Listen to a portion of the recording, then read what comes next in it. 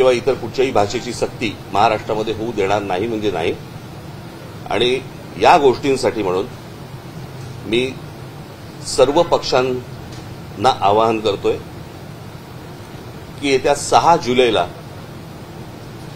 गिरगाव चौपाटीवरून मोर्चा काढायचा निर्णय आम्ही घेतलेला आहे।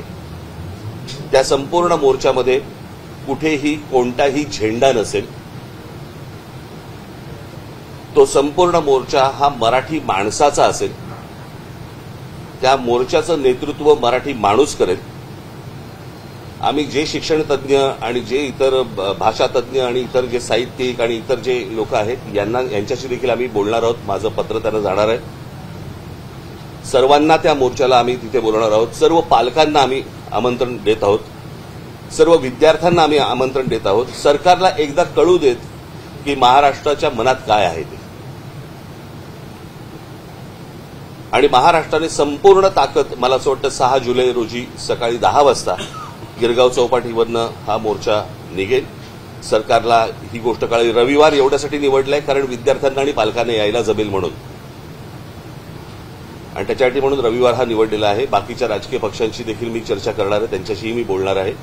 आणि सर्वांनी मला असं वाटतं महाराष्ट्रातल्या प्रत्येकाने याच्यामध्ये सामील व्हावं, कारण हा जो कट आहे याला कटच म्हणेन मी। महाराष्ट्राचं मराठीपण हे घालवण्याचा जो कट आहे हा उद्ध्वस्त करण्यासाठी मला असं वाटतं तमाम सर्व मराठी बांधवांनी, भगिनींनी, मातांनी, त्या विद्यार्थ्यांनी सर्वांनी त्या मोर्चामध्ये सहभागी व्हावं अशी माझी त्यांना सर्वांना विनंती आहे। इथे कोणताही झेंडा नसेल, फक्त मराठी हा एक अजेंडा असेल आणि त्या अजेंड्यासाठी म्हणून सर्वांनी महाराष्ट्रातल्या तमाम मराठी बांधवांनी या मोर्चामध्ये सामील व्हावं आणि सरकारला दाखवावं, सांगावं। आज मोठे साहित्यिक आपले एलकुंचवार यांनी देखील विरोध दर्शवला।